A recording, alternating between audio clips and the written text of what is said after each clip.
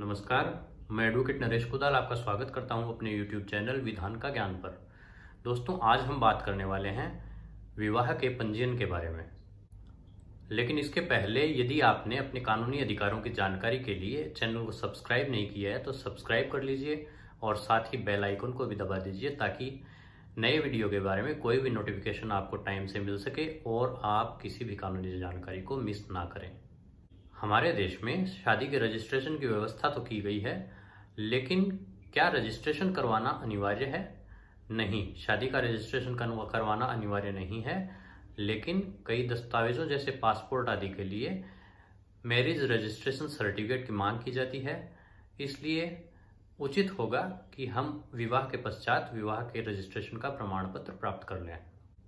इस वीडियो में विवाह के रजिस्ट्रेशन के बारे में सारी जानकारियां देने का प्रयास मेरे द्वारा किया जा रहा है, इसलिए कहीं मत जाइए, अंत तक बने रहिए हमारे साथ।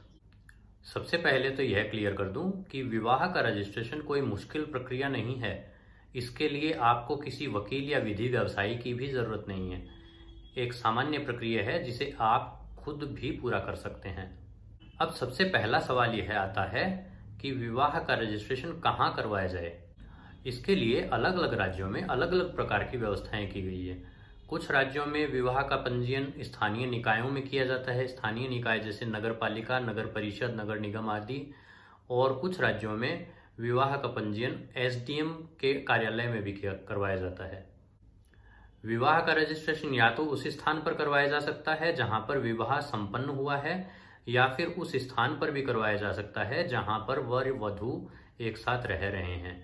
भारत में विवाह का रजिस्ट्रेशन दो अधिनियमों के अंतर्गत हुए विवाहों के लिए किया जाता है। पहला हिंदू विवाह अधिनियम 1955 और दूसरा विशेष विवाह अधिनियम 1954। आपको बता दें कि विशेष विवाह अधिनियम 1954 के अंतर्गत कोर्ट मैरिज की प्रोसीजर दी हुई होती है। कोर्ट मैरिज कैसे की जाती है, इसके लिए हमने एक अलग वीडियो बनाया है जिसका लिंक आपको नीचे डिस्क्रिप्शन बॉक्स में मिल जाएगा।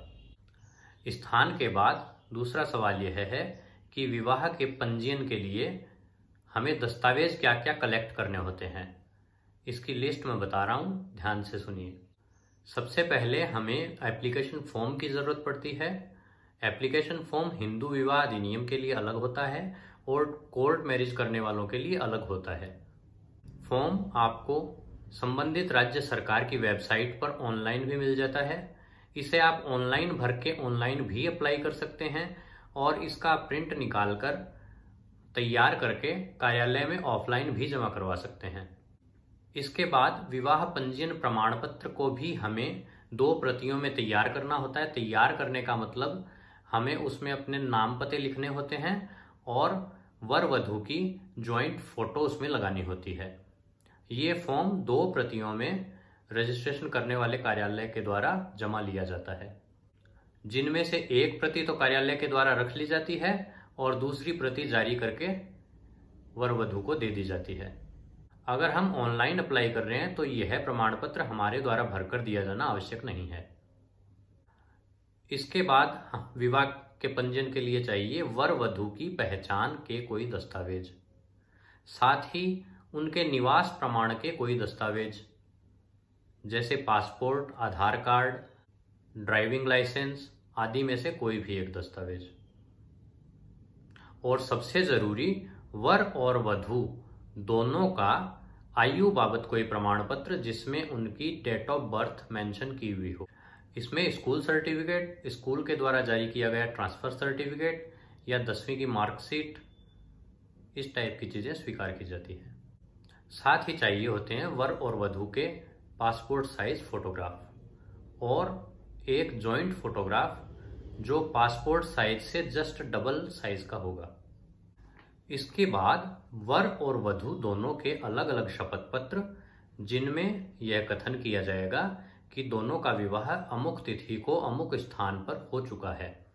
और इसमें साथ में यह भी अंकन आएगा कि दोनों हिंदू विवाह अधिनियम के अंतर्गत प्रतिसिद्ध नातेदारियों के अंतर्गत नहीं आते हैं। प्रतिसिद्ध नातेदारी का मतलब है हिंदू विवाह अधिनियम में कुछ क्लॉज रिलेटिव्स के में आपस में विवाह करना प्रतिसिद्ध माना गया है।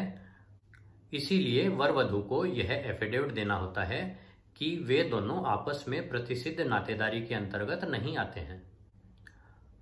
इसके बाद जिस पंडित के द्वारा विवाह संपन्न करवाया गया है, ऐसे पंडित का शपथ पत्र और पहचान का दस्तावेज, साथ ही 2 अन्य गवाहों के शपथ पत्र और पहचान के दस्तावेज तैयार करने होते हैं।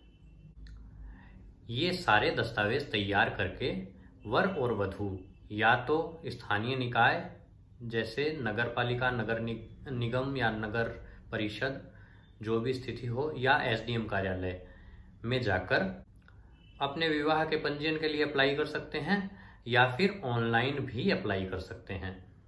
यदि कार्यालय में जाकर एप्लीकेशन फॉर्म जमा करवाया जाता है तो संबंधित अधिकारी के द्वारा या तो उसी समय दस्तावेजों का सत्यापन कर लिया जाता है, या फिर सत्यापन के लिए एक तारीख तय कर दी जाती है।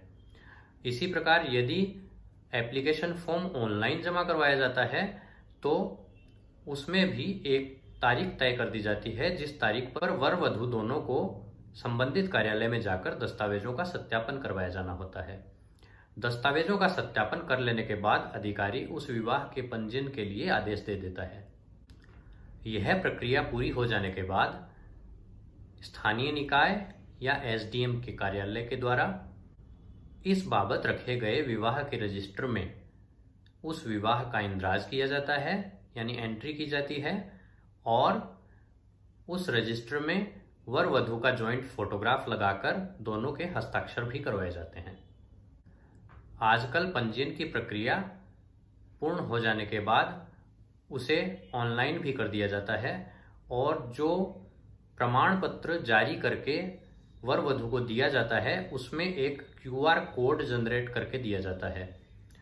उस क्यूआर कोड की मदद से विवाह पंजीयन प्रमाण पत्र का सत्यापन भी किया जा सकता है, और भविष्य में वह प्रमाण पत्र गुम हो जाने पर वर वधू के द्वारा डुप्लीकेट प्रमाण पत्र के लिए आवेदन भी किया जा सकता है। ये सारी प्रक्रिया विवाह के पंजीयन की सामान्य प्रक्रिया है।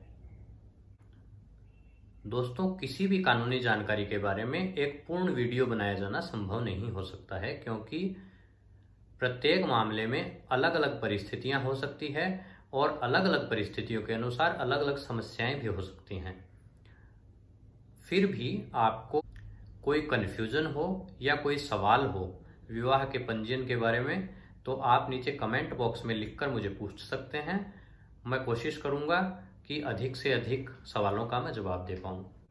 तो इसी प्रकार की रोचक कानूनी जानकारियों के लिए देखते रहिए हमारे चैनल विधान के ज्ञान को। मिलते हैं अगले वीडियो में।